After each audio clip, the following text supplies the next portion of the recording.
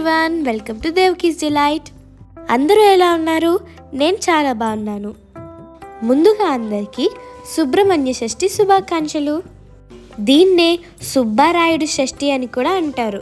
ఈ రోజున దేవేంద్రుడు మార్గశిర శుద్ధ షష్ఠి నాడు దేవసేనతో శ్రీ సుబ్రహ్మణ్యేశ్వర స్వామి వారికి అత్యంత వైభవంగా వివాహము జరిపించారు. ఈ రోజునే సుబ్రహ్మణ్య షష్ఠిగా పరిగణిస్తాము.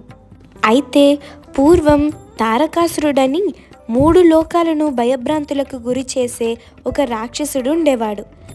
ఆ రాక్షసుడి నుండి రక్షణ కోసం దేవతలందరూ బ్రహ్మదేవుని శరణు వేడుతారు.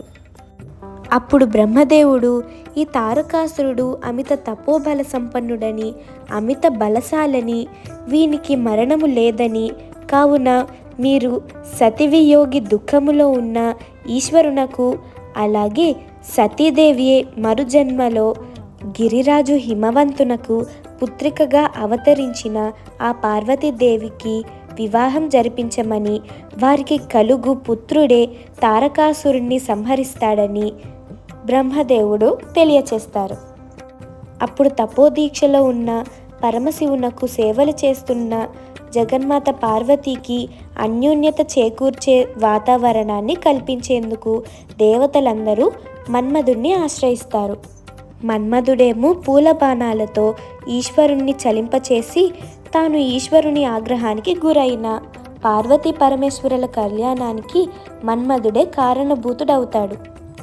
ఇది ఇలా ఉండగా పార్వతీ పరమేశ్వరుల ఏకాంత సమయంలో అగ్నిదేవుడు పావుర రూపంలో వారి ఏకాంత మందిరంలోకి ప్రవేశిస్తాడు. అది గ్రహించిన పరమశివుడు తన దివ్య తేజస్సును ఆ అగ్నిహోత్రునిలోకి ప్రవేశపెడతాడు. దానిని భరించలేక ఆ దివ్య తేజమును గంగా నదిలో విడిచిపెడతాడు. అప్పుడు ఆ తేజము ఆ సమయంలో ఆ నదిలో స్నానమాచరిస్తున్న షట్కృత్తికల దేవతల గర్భాన ప్రవేశిస్తుంది. ఆ రుద్రతేజమును వారు భరించలేక రెల్ల పొదలో వదిలేస్తారు. అప్పుడు ఆ 6 తేజస్సులు కలిసి 6 ముఖాలతో ఒక దివ్యమైన బాలుడిగా ఉద్భవిస్తాడు. ఇది తెలిసిన పార్వతీ పరమేశ్వరులు రుద్రాంశ సంభూతునిగా ఆ షణ్ముఖుని హక్కున చేర్చుకొని కైలాసం తీసుకొని వెళ్ళారు.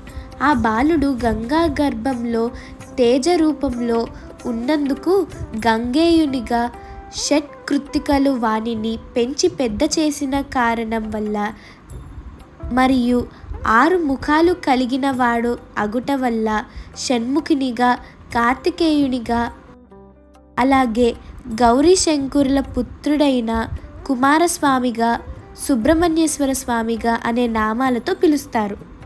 కారణ జన్ముడైన ఈ స్వామి పార్వతీ పరమేశ్వరుల దేవతలు కొరకు కుమారస్వామిగా చేసి వాణ్ణి దేవతల సర్వ సైన్యాధ్యక్షునిగా నియమించి పరమేశ్వరుడు శూలం మొదలైన ఆయుధాలను ఇవ్వగా ఆ జగన్మాత పార్వతి కుమారునికి శక్తి అను ఆయుధాలను ఇచ్చి సర్వశక్తివంతునిగా చేసి తారకాసురునిపై యుద్ధ శంఖారావాన్ని మ్రోగిస్తారు.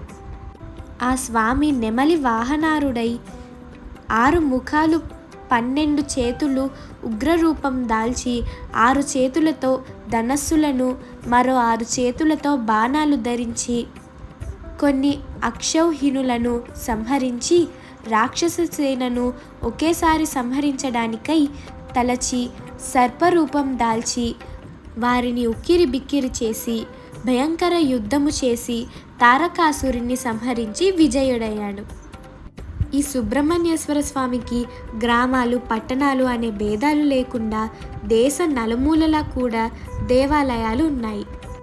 మరి ఈరోజు శ్రీ వల్లి దేవసేన సమేత శ్రీ సుబ్రహ్మణ్యేశ్వర స్వామి వారికి భక్తులు కళ్యాణోత్సవాలు, సహస్రనామ పూజలు, తీర్థములు అత్యంత వైభవంగా జరుపుతూ ఉంటారు.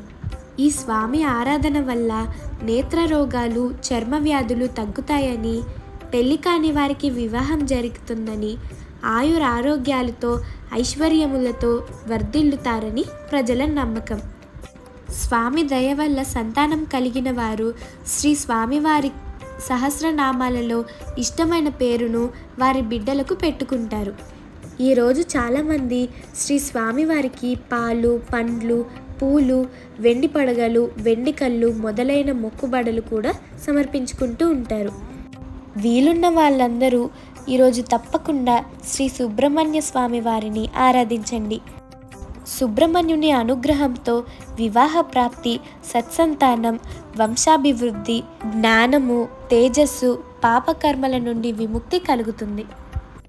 సుబ్రహ్మణ్యుణ్ణి పూజిస్తే మన పాపములన్నీ నశించి వంశాభివృద్ధి జరుగుతుంది. మీ అందరికీ శ్రీ వల్లీ దేవసేన సమేత సుబ్రహ్మణ్యేశ్వర స్వామి అనుగ్రహం, కృపాకటాక్షాలు, దీవెనలు ఖచ్చితంగా ఉండాలని మనస్ఫూర్తిగా కోరుకుంటున్నాను. ఈ వీడియో కనుక మీకు నచ్చినట్లయితే please like, share, subscribe and keep supporting me. Thank you. Bye.